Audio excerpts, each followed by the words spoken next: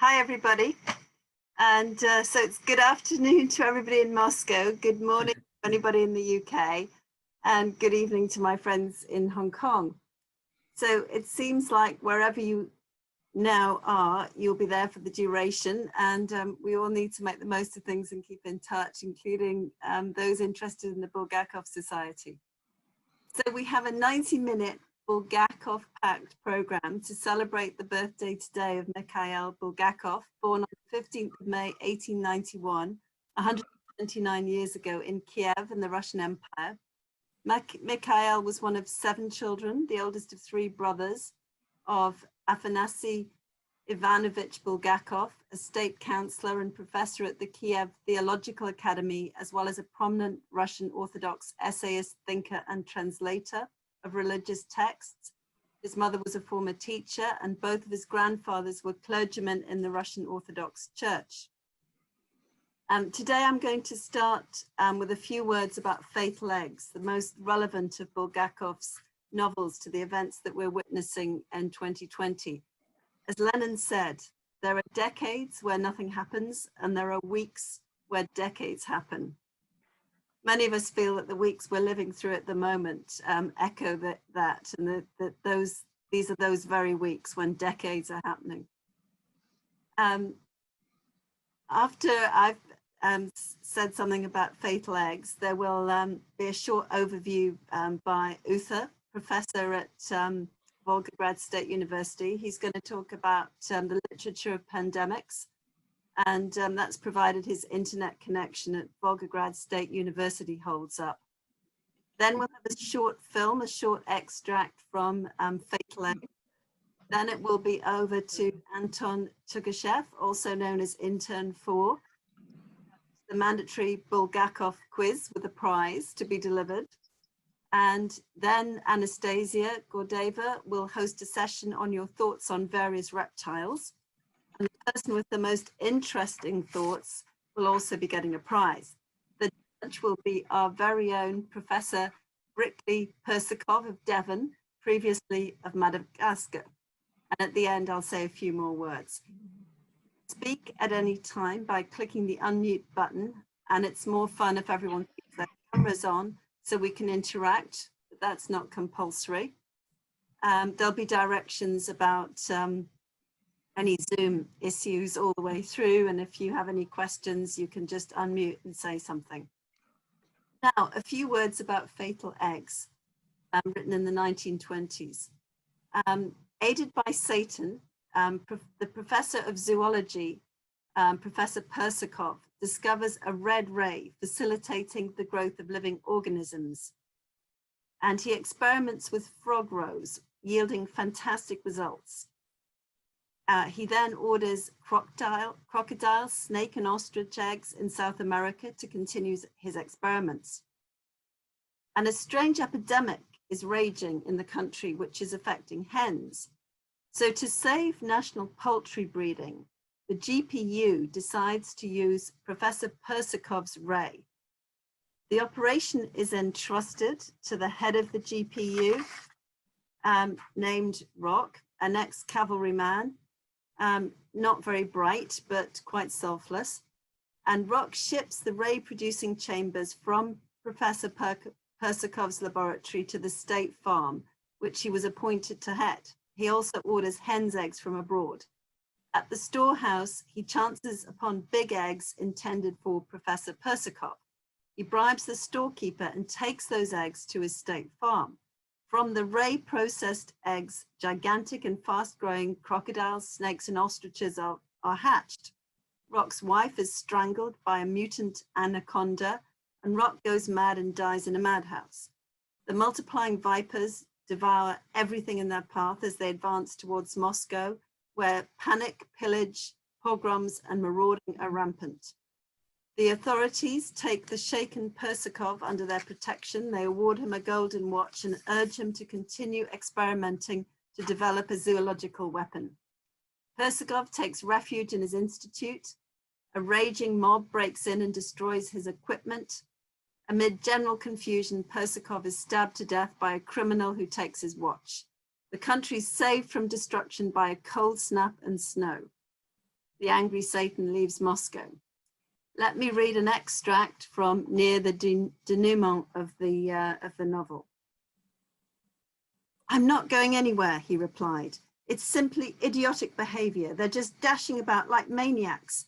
In any case, if everyone in Moscow has gone mad, where would I go? And do stop shouting." "What's any of it got to do with me, Pankrat?" he yelled, pressing a button. He was probably hoping that Pankrat would put an end to all this commotion, something he'd always disliked. But Pankrat was no longer capable of doing anything. The thunderous crashing finished with the doors being broken down. Then there was a distant crackle of gunshots, and the entire stone building shook with the thunderous sound of running feet, shouting, and the smashing of windows. Maria Stepanova tugged at Persikov's sleeve, trying to drag him out of the room, but he broke free from her and, drawing himself up to his full height, went out into the corridor just as he was, in his white coat. "Well?" he asked. The doors swung open, and the first thing to appear in the doorway was the back of a soldier with a star and a red long service stripe on his sleeve. He was stepping backwards away from the door, firing his revolver at an angry crowd that was trying to press forwards. Then he suddenly broke into a run towards the professor, shouting, "Save yourself, Professor, there's nothing more I can do." His words were answered by an anguished scream from Maria Stepanova.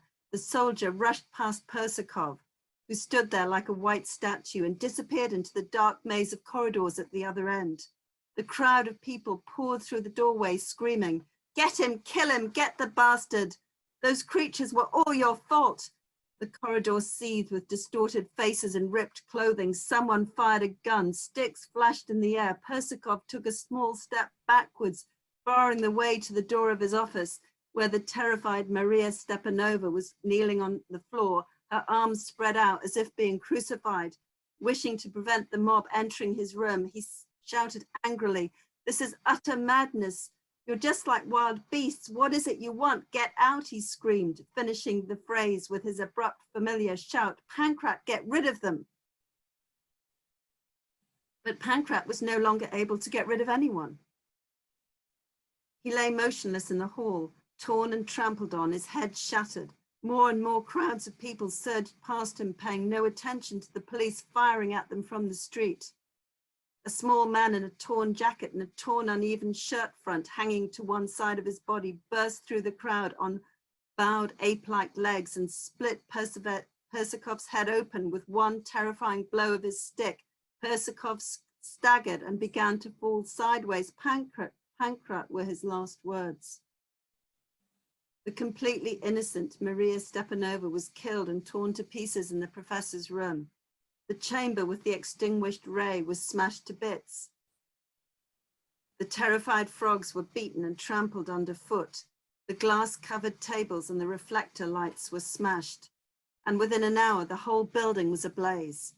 Next to it, corpses lay piled high, guarded by troops armed with electric revolvers. Pumping water from the hydrants, fire engines aimed their streams at every window from which long tongues of flame were roaring high into the sky. And now, Professor Chарлton Stevens, the floor, or rather the screen, is all yours.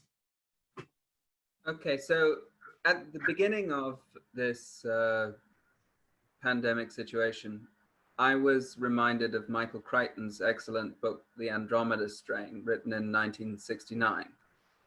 Because that book had a particularly post-apocalyptic feel. It was science fiction. I was walking around outside in an empty place, and it seemed sort of eerily empty rather than peacefully empty. And also because of the very extreme methods of attempting to prevent contamination, and the idea that humans could control contamination in that book, the Andromeda Strain.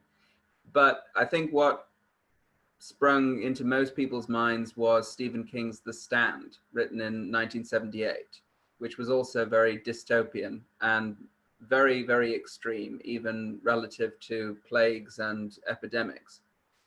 Therefore, Stephen King got on Twitter and said himself, "No, coronavirus is not like The Stand. It's not anywhere near as serious. It's eminently survivable." keep calm and take all reasonable precautions. To which one person retweeted, "And how the hell would you know? Did you even read that book?" It turns out that this was a real tweet, but it wasn't a real person who didn't know that Stephen King was the author. It was some kind of online troll, but this Twitter exchange still happened. And if we look at earlier works that are not science fiction that deal with pandemics, there are two more realistic portrayals, still more extreme than our own current situation. But the first is Daniel Defoe's A Journal of the Plague Year, written in 1722, about the Great Plague of London in the century before that, in 1665. And the other is Albert Camus' La Peste, or The Plague, 1947, depicting a fictional plague in the French Algerian coastal city of Oran, a city which had suffered from serious plague outbreaks in the past in earlier eras, but not in the 1940s setting when Camus presented his story. Camus himself used source material about a cholera epidemic more recent than the previous plagues, but still about 41 years before, in 1899. So on the one hand, Defoe is frequently attacked for his prose style as being suitable only for parlor maids and children. That's why they're so successful, and Robinson Crusoe is still beloved of children today. But he had a journalist's preoccupation with current affairs and a desire to document the things around him. And in this case, document a novelization in a journalistic style of events which had happened a century before his own time. At the same time, he adopted a narrator who was somebody living through the events, a businessman who has sufficient business interests in London that he doesn't want to abandon his business, and he goes through a personal crisis, arguing with himself, changing his plans, talking with his brother. His brother tries to persuade him to leave, and he persuades himself that the various impediments to not being able to leave, including not being able to find horses, are a signal from God that he should stay and look after his business. So it's a useful, realistic seeming narratorial position in order to give a first-hand account of the events of the plague. Camus, on the other hand, the great existentialist writer, was awarded the Nobel Prize for Literature for his book on the plague. He received the prize in 1957, and he goes into much greater psychological depth. He is also writing in a much more realist vein than Bulgakov or Crichton or Stephen King, but he's trying to focus on the psychology. Still, the style is not a million miles away from Defoe. You can detect the existentialism and the psychological emphasis, but you still find that it seems like something that he's reconstructed in order to give something that seems like a contemporaneous account of a plague. So we'll come back to Camus. Like, let's first have a look at some of the interesting elements in Defoe. I think that even though these plagues had much higher fatality rates than our current pandemic, there's so much in this experience that is recognizable and universal. Some of the extreme elements are happening, but not in every country. You know, there are certain circumstances which are more extreme, which have happened in India and China, for example. Different things happen in different countries. So in 1719, at the age of 59, Defoe turned his attention for the first time to an extended work of prose fiction, presenting his account of events which he had had no direct experience of, through the voice of a figure who lived through the events. And now I'll give you a series of quotes from Defoe. It was about the beginning of September 1664 that I, along with the rest of my neighbors, heard in ordinary discourse that the plague had returned again in Holland, for it had been very violent there, and particularly at Amsterdam in Rotterdam in the year 1663, whither they say it was brought, some say from Italy, others from the Levant, among some goods which were brought home by their Turkey fleet. Others said it was brought from Candia, others from Cyprus. The important part of this quote, it mattered not from whence it came, but all agreed that it was come into Holland again. So at the time that is being described, there weren't any newspapers, and there were in obviously by Defoe's time, but he recognizes there are no newspapers, so he describes it how the news arrived through merchants' letters and was spread by word of mouth. But apart from the merchants and the people who heard the rumors, it was another direct quote, but it seemed that the government had a true account of it, and several councils were held about ways to prevent its coming over, but all was kept very private. So we have government hiding information from the public, and even an attempt at censorship. Some endeavors were used to suppress the printing of such books as terrified the people and to frighten the dispersers of them, some of whom were taken up, but nothing done in it. And I'm informed the government being unwilling to exasperate the people who were, as I may say, all out of their wits already. So we can recognize some of the restrictions that were quickly put in place. Another quote, that disorderly tippling in taverns, alehouses, coffee houses, and cellars be severely looked unto as the common sin of this time and the greatest occasion for dispersing the plague, and that no company or person be suffered to remain or come into any tavern, alehouse, or coffee house to drink after 9 of the clock in the evening, according to the ancient law and custom of this city, upon the penalties ordained in that behalf. And again, the public showed that they would bear their share in these things. The very court, which was then gay and luxurious, put on a face of just concern for the public danger. So the royals have to behave to set an example. Quote, all the plays and interludes, which after the manner of the French court had been set up and began to increase among us, were forbid to act. The gaming tables, public dancing rooms, and music houses, which multiplied and began to debauch the manners of the people, were shut up and suppressed. And the jack puddings, Merry Andrews, puppet shows, rope dances, and such like doings, which had bewitched the poor common people, shut up their shops, finding indeed no trade. An ordinance was enacted that all plays, bear baiting, games, singing of ballads, buckler play, or such like causes of assemblies of people be utterly prohibited, and the parties offended severely punished by every alderman in his ward. When people started to get the plague in serious numbers, they instituted a policy of shutting them up in their homes. Red crosses would be painted on the front of houses, on doors, and people would be kept indoors for at least 20 days whenever there was a new case, and watchmen were set outside.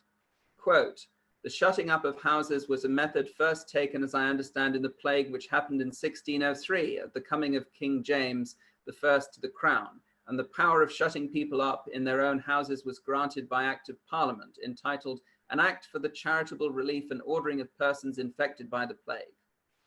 This shutting up of houses was at first counted a very cruel and unchristian method, and poor people so confined made bitter lamentations. Complaints of the severity of it were also daily brought to my Lord Mayor of houses, causelessly and some maliciously shut up. I cannot say, but upon inquiry, many that complained so loudly were found in condition to be continued, and others again, inspection being made upon the sick person, and the sickness not appearing infectious, or if uncertain, yet on his being content to be carried to the pest house, were released. So they set up various pest houses and tents where people who weren't shut up in their houses could be gathered together who had the plague. It is true that the locking up of the doors of people's houses and setting a watchman there night and day to prevent their stirring out or any coming to them, when perhaps the sound people in the family might have escaped if they'd been removed from the sick, looked very hard and cruel. Many people perished in these miserable confinements, which 'tis reasonable to believe they would not have been distempered if they had had liberty, though the plague was in the house. At which the people were very clamorous and uneasy at first, and several violences were committed, and injuries offered to the men who were set to watch the houses so shut up. Also people broke out by force in many places. But it was a public good that justified that private mischief, and there was no obtaining the least mitigation by any application to magistrates or government at that time. Many escapes were made out of infected houses, as particularly when the watchman was sent off on some errand, for it was his business to go off on any errand that the family sent him on. That is to say, for necessities such as food and physic, which they mean medicine, to fetch physicians if they would come, or surgeons or nurses, or to order the dead cart. If any of you've seen Monty Python's Quest for the Holy Grail, that's like, bring out your dead, ding, ding, bring out your dead. So there were real dead carts. But with this condition too, that when he went to lock the door of the outer door, he had to take the key with him. To evade this and cheat the watchman, people got 2 or 3 copies of the keys, or they found ways to unscrew the locks so as to take off the lock. And they sent away the watchman to the market or to the bakehouse for one trifle or another, opened the door and would go out as often as they pleased. But this being found out, the officers afterwards had orders to padlock up the doors on the outside and place bolts on them as they thought fit. So I'm going to jump a little ahead now. Bear with me.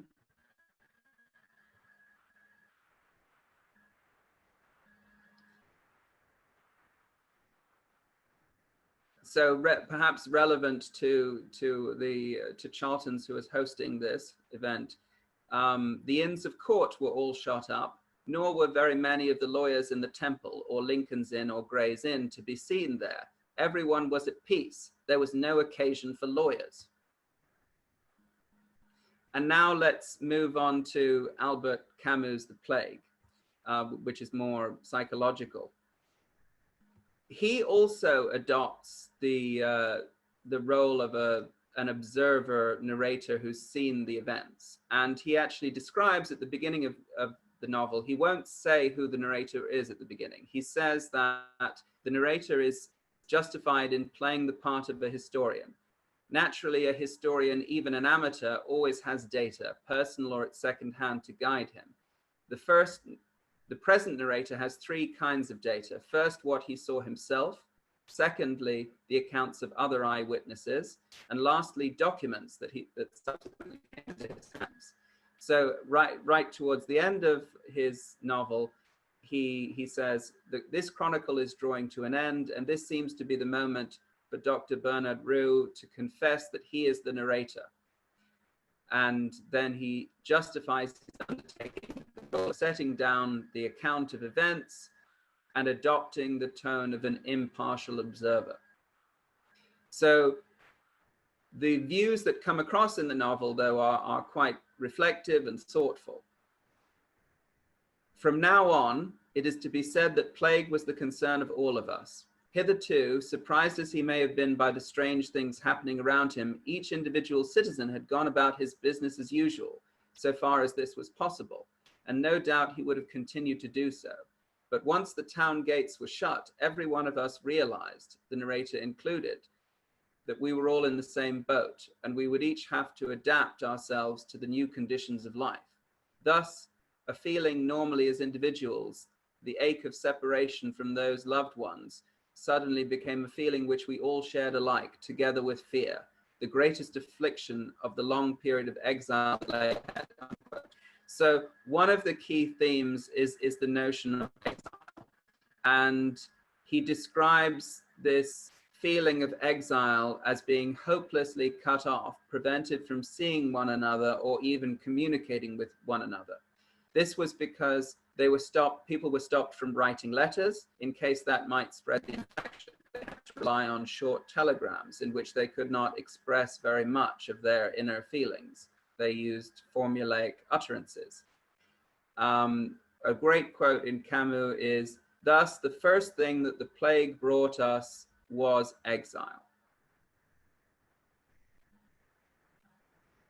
It was undoubtedly the feeling of exile, that sensation of a void within which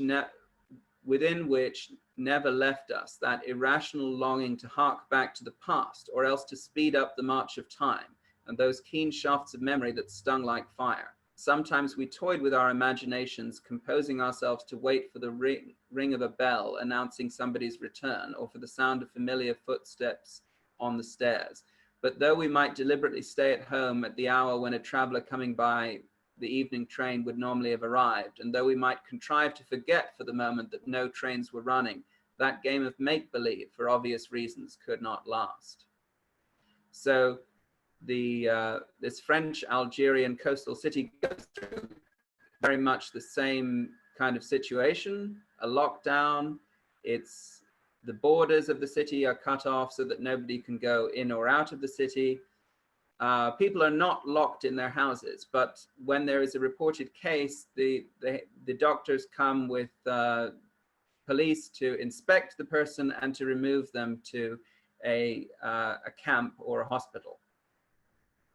It is noteworthy that our townspeople very quickly desisted, even in public, from the habit one might have expected them to form, that of trying to figure out the probable duration of their exile. Eventually, they got fed up with trying to guess how long this situation would go on for.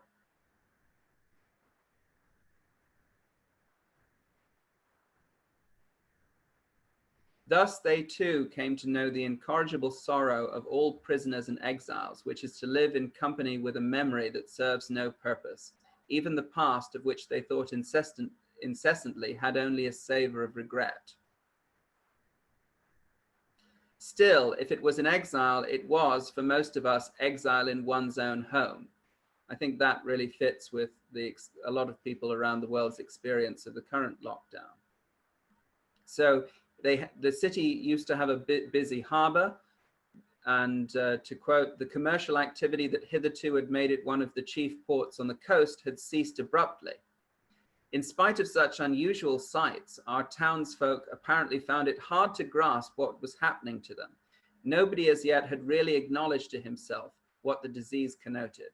So what he describes is different phases of people's reaction, their disbelief, their suspension of belief.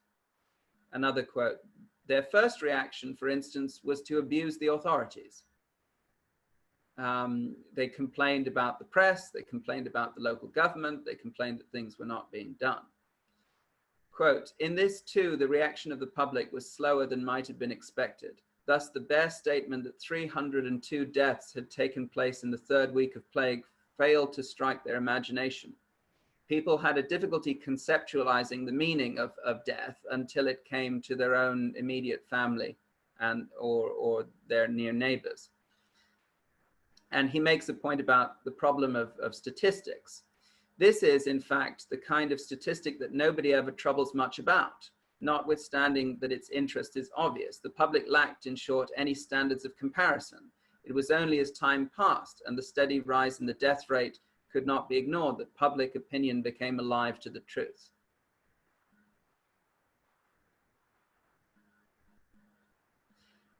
There is this disbelief, there is a gradual realization of the threat that the people of the city face. Some people resort to drinking, quote, and to tell the truth, there was much heavy drinking. One of the cafes had the brilliant idea of putting up a slogan, "The best protection against infection is a bottle of good wine," which confirmed an already prevalent opinion that alcohol is a safeguard against infectious disease. I believe that's a very popular opinion about vodka in Russia.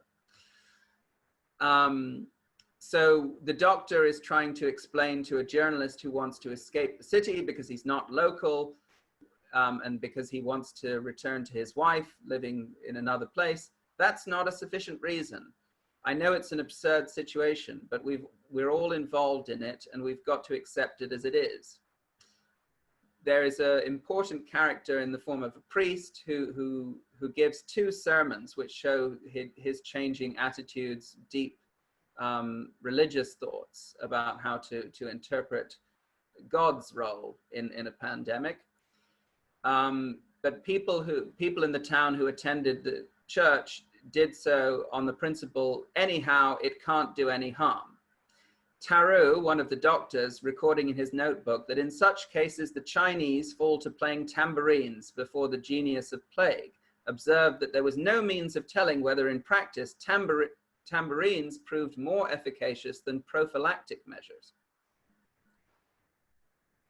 And one of Camus' more philosophical musings, at the beginning of a pestilence and when it ends, there's always a propensity for rhetoric. In the first case, habits have not yet been lost. In the second, they're returning. It is in the thick of a calamity that one gets hardened to the truth, in other words, to silence. And while a good many people adapted themselves to confinement and carried on their humdrum lives as before, there were others who rebelled and whose one idea now was to break loose of the prison house. So a lot of the people begin to feel that they're in prison. Again, quote, this feeling of being locked in like criminals prompted them to act in foolhardy ways. And another quote, the really remarkable thing, and Rambert was greatly struck by this, was the way in which, in the very midst of catastrophe, offices could go on functioning serenely and take initiatives of no immediate relevance, and often unknown to the highest authority, purely and simply because they had been created originally for this purpose. So I think that applies not only to government offices, as in Camus' story, but to many businesses at the moment, unfortunately. So I think that I'll end with a quote from one man who had predicted the calamity, or said he had, but then his friends reminded him that he'd actually predicted an earthquake. Because at the beginning of the story, all that can be seen are many bodies of dead rats, and nobody knows what is causing all these rats to die. So he had first said that it was an earthquake. When confronted, he replies, if only it had been an earthquake. A good bad shock, and there you are. You count the dead and the living, and that's the end of it. But here, this damned disease, even them who hasn't got it can't think of anything else. Okay, so that's the end of my talk. The next session is going to be the quiz on the fatal eggs, which will be held by Anton. But before that, we're going to play a short video from a 1995 movie about the fatal eggs with popular Soviet and Russian actors, Oleg Yakovsky. And this fragment will show a moment when the reptiles escape from the laboratory. Thanks.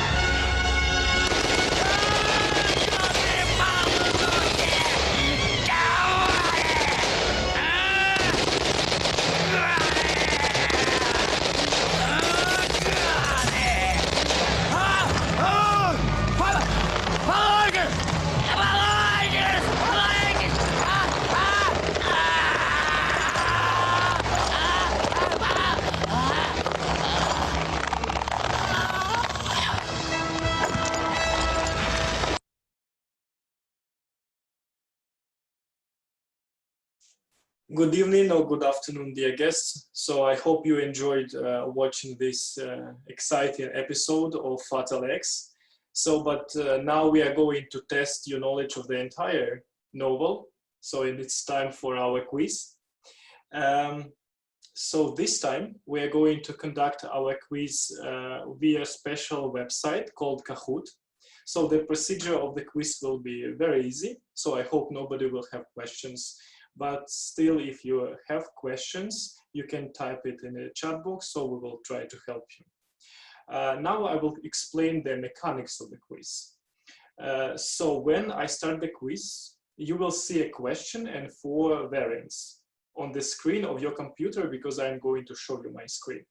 So, and each variant has a color: blue, green, yellow, or red. So, and to choose a variant, you need to use your smartphone as a joystick. So if you think that the correct answer is blue, you take your smartphone and push the blue button on your smartphone. So the main thing is to understand is that you see the question and variants on your screen, but to answer the question, you need to use your smartphone to push the correct button. There will be 13 questions, but the first question will be a test question. So just to give you an idea what's going on during the quiz. You will not get points for the first question, obviously. But as for the rest, 12 questions, of course you will get points. And these points depend not only on correctness of your answer, but also on how fast you gave this answer. So time is limited, and per each question it's 90 seconds. But if everybody answers earlier, so we can proceed to another question.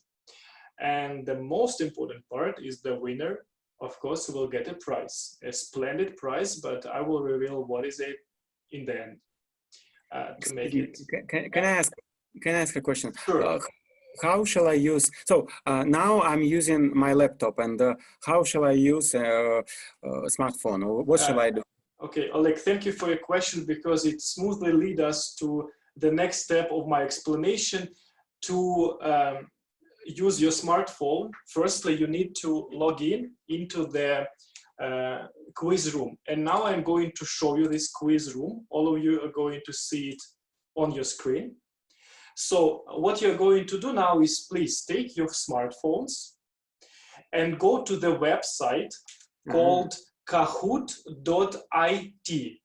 Please be careful and put only kahoot.it, nothing else. It's very important. So when you go to this website, you will see a window which will ask to enter a game pin. And the game pin you can see on your screen. So go to this website, insert the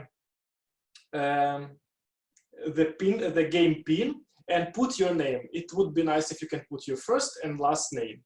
We can see the players who already joined. We have already Julia and Victoria. So we're waiting for others. And when everybody has joined, so we can start.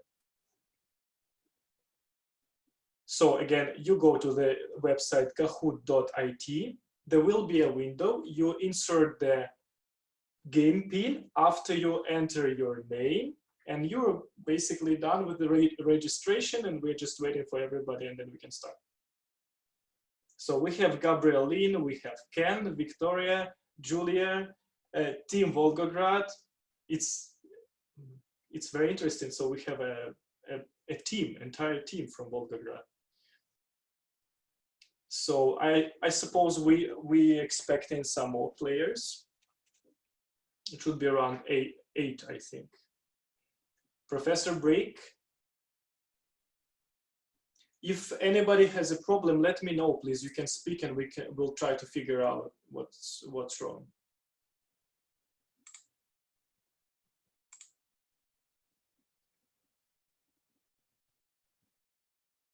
So 6 players. We want to have more. Oleg, okay, Oleg is here. So I assume Ferdi. I assume we wait for Vitalina, Yekaterina Butler, Jack Busta. So if you're like, maybe if you are not participating, let me know in the chat box so we can proceed. Vitalina is here. Okay, good.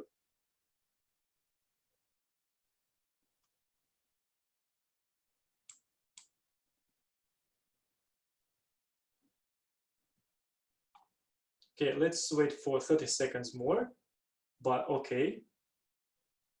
And then we will start our quiz. This Kahoot is very convenient because, you know, we cannot be together now because of this virus situation, but still we can have an exciting moment of quiz. So again, I ask you, if anybody has a problem, let me know in the chat box. So it's 10 players. I think we can start. It's 10 players, 14 participants in general. So, okay, before I push the start button, remember the first question is the test question. So you just will test how you basically proceed with the entire quiz. So you have now your smartphone at the joystick, and now you're going to see the first question on your screen, and the variants will be also on your screen. Okay, let's try. So the first question is test question, and I want to ask you, in the morning, what you usually drink? In the morning, I usually drink, and 4 variants: coffee, vodka, juice, and tea. To choose the answer, you take your smartphone and you push that button which you consider to be the correct answer. If you drink vodka in the morning, so you push the blue button on your smartphone. So we have 8 answers. I think 2 more persons should answer. 9, okay, and 1 more. It's going on. I don't know, but probably with. I think it's okay. I think, yeah, now we have everybody answered. So the correct answer was vodka, and only 2 people answered in this way. But as I told you, it's just a test question, no points for this round. But the next question is going to be, so it will be counted. So basically quiz starts now. And the first question is, when was the novel Fatal Eggs written? 1917, 1919, 1921, or 1924?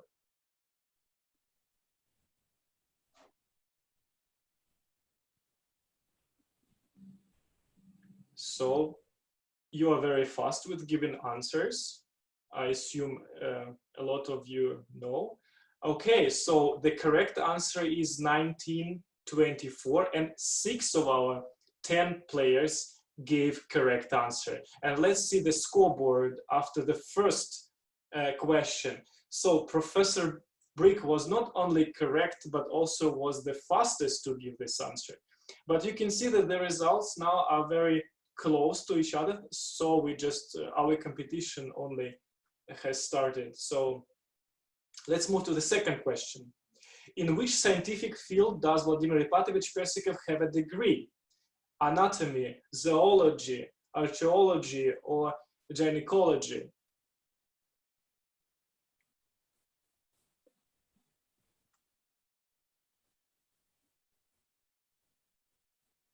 Okay, the correct answer is zoology, and 8 of 10 answered correctly. So let's see, do we have a change of our leader? Not yet. Professor Brick is still leading, followed by Julia and Oleg. But still, 200 points is not a lot, and everything can change because we still have 10 questions. And it's interesting that Professor Brick even answered correctly for the first test question about vodka. So the next question, what scientific discovery has Professor Persikov made? A ray of life under which bacteria begin to multiply very fast, an antidote to cancer, DNA of T-Rex, or technology to clone a sheep?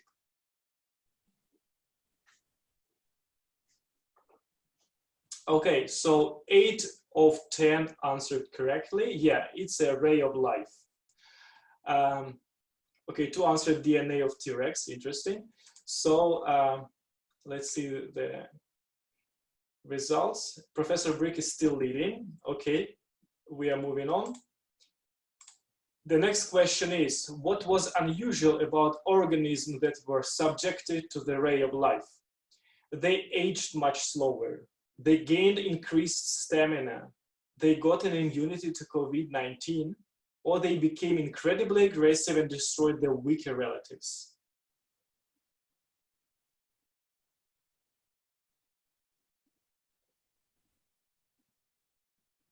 Okay, we have almost a tie. So the correct answer was that they became incredibly aggressive and destroyed their weaker relatives. So let's see. So Professor Brick still leading. Let's move on. What is happening in the USSR in the meantime during this fatal eggs? The chicken disease started and all the hens in the USSR died. All fungus settled on the crops and cereal began to die. Cattle began to die from an unknown disease, or people just started to cook a bad soup massively. So something, one of these four options. So correct answer is the first one, the chicken disease started and all these hens in the USSR died. 8 of you answered correctly. So let's see. Okay, so Professor Brick is still leading, and Professor Brick has the highest answer streak of 6 questions in a row. So how long did chicken disease last? Tricky question. 2 days, 2 weeks, 2 months, or 2 years?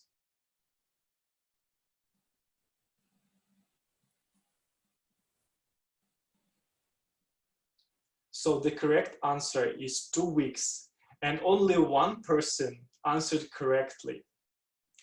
Let's see. Okay, so Team Volgograd answered correctly and moved to the 3rd place. Let's move on. The last name of Alexander Semenovich Rok literally means fate, egg, doom, or hope. So the last name means this word, rock. What does it literally mean? Fate, egg, doom, or hope.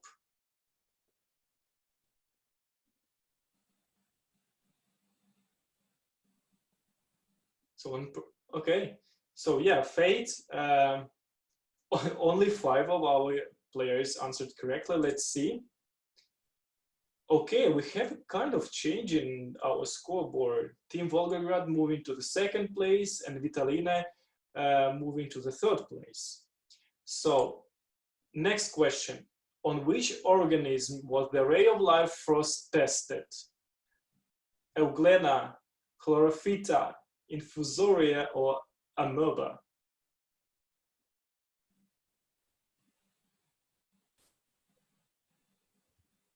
So all of them are one-cell organisms. Okay, and very good results. 7 of you answered correctly that it's Amoeba. So, and now we have a change of leader, dramatic change of leader, I would say. Team Volgograd now is takes the 1st place, Professor Brick 2nd, and Julia on the 3rd. But still, you see that the results, they are very close to each other, so everything can change in terms of this battle between Professor Brick and Team Volgograd. So we have 3 more questions. So what happens after reptiles hatched from eggs? They killed each other. Chaos began in the country as hordes of reptiles headed towards Moscow. An unknown disease began to maul hatched monsters. Or the Red Army used reptiles as a weapon against capitalism. Okay, so the correct answer is chaos began in the country and hordes of reptiles headed towards Moscow, and 6 of you answered correctly. And let's see the results. So Team Volgograd still leading. And we have still 2 more questions, if I'm not mistaken, even 3. What happened on the night of August 1920? Hordes of monsters attacked Moscow. Moscow managed to recapture from monstrous reptiles. The weather became very cold, or Professor Persikov escaped from the country.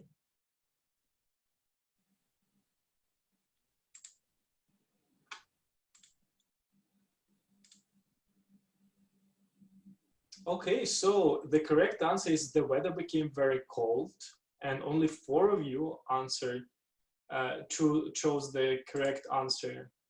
So, and Team Volgograd was among them, if I'm not mistaken, but still, so we have 2 more questions, and still everything is possible. So let's see. What happened to the magic ray technology after the disaster? It was sold abroad for a lot of money. Nobody else can get the ray. The ray was used for military purposes, or any ray research became forbidden activity in the country.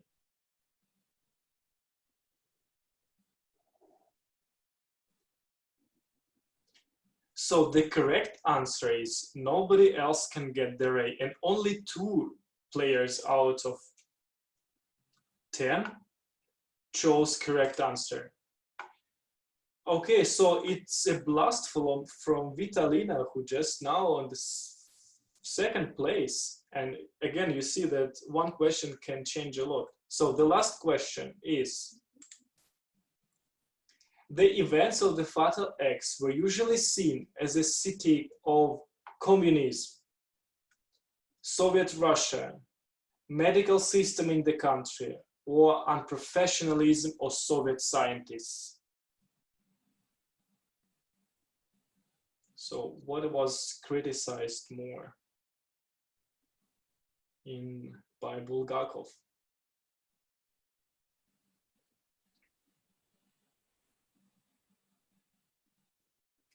So the correct answer in general, as it's usually perceived to be the truth, Fatal X criticizes Soviet Russia in general. So, and now we can see the final results. Ex Bulgakov, and 3rd place with almost 9,000 points Vitalina, then Julia, and 10,000 for Team Volgograd.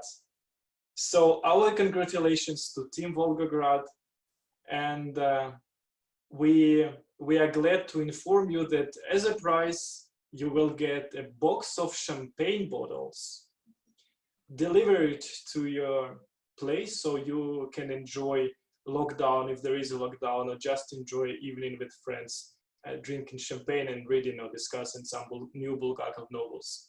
So thanks a lot for joining us for the quiz. And now it's time for our another session. I'm giving the floor to Anastasia Gordeeva, and she will continue with the reptiles discussion. Thank you.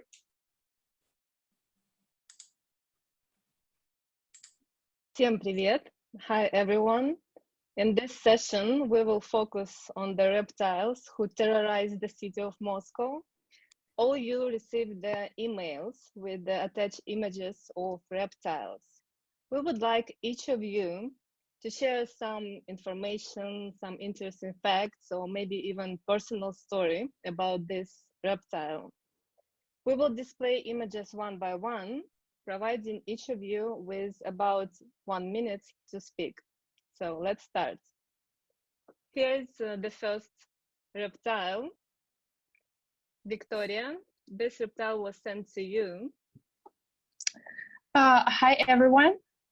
I think I understood wrongly a bit the task. I thought I need to describe the creature and you need to guess. So I think that So I think most of the facts will be very obvious because I just wanted to make your lives much easier by providing the funny facts about this creature. So first, as you can notice, it's very difficult to pronounce the name, but in fact, it is the scientific name of the southern toad. And I will just give some facts about this reptile. So it lives mainly it lives in Southeast Virginia to Florida, and it lives in sandy areas such as shores of lakes or ponds and in river valleys. And contrary to popular folklore, this toad do not cause words, and even if you kiss them, it will not turn into the prince. So toad skin is used in medicine in China. Namely, it contains the hormone adrenaline. It's also most active at twilight, and especially in the rainy weather. It also has defenses against predation. So these toads produce a toxin in the glands behind the eyes, and it's only harmful if it's ingested or rubbed into the eyes. So this toxin can make other animals very sick. And some animals, such as snakes, are not harmed by this poison. So instead, in order to protect themselves against the snakes, this toad puffs itself up with air, so they look bigger, and by this they are prevented from being swallowed. So I think these are all my facts, given how I understood the task. But it was very interesting to know that actually this is a scientific name of the toad. Thank you. Many thanks, Victoria. Unfortunately, this frog will not turn into the handsome prince. Thank you for telling that, because I plan to do that. Thank you, Anastasia. Thank you. Thank you, Victoria. So the next reptile is, I guess, Vitalina, it was sent to you. Oh. Okay. Actually, I feel that I'm not prepared to describe the reptiles. I mean, far less prepared than describing than answering the test. Oh well, I don't know. I honestly, I've missed the task, guys. You can just describe how it looks. Maybe it reminds you something. I think it looks like a cookie. I'll just improvise here. I think it's super ugly, and I mean, I'm pretty sure it produced poisons, and I don't know. Luckily, I don't know, in Hong Kong or in London we won't see this frog. So I'm currently in London. I hope you guys didn't meet this one in Hong Kong. I hope it lives somewhere in a very, very distant area, and you know, we'll never come across this ugly creature in our lives. That's it. Many thanks, Vitalina. No worries. You are really good at improvising the things. Good job. Thank you. Thanks, Marissa. Thank you. Cheers. Cheers. The next reptile was sent to Oleg. Really? Well, actually, I didn't know. Surprise. Well, but it's very beautiful, I think. Well,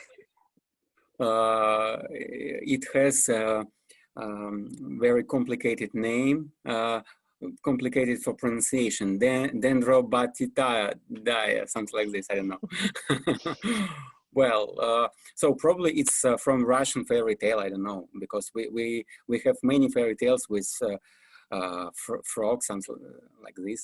But probably they are green. I don't know. Actually, I prepared for like reading Bulgakov. You know, like not only Fatal X. Yeah. Well, but well, thank you. Thank you so much. So I guess you will do your homework afterwards, right? Yes, all right. Thank you, Oleg. The next reptile was sent to Alastar.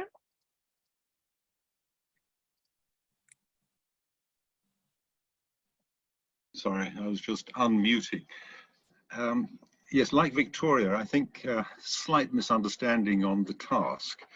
But anyway, after doing my due diligence on this interesting and charismatic beast, I discovered that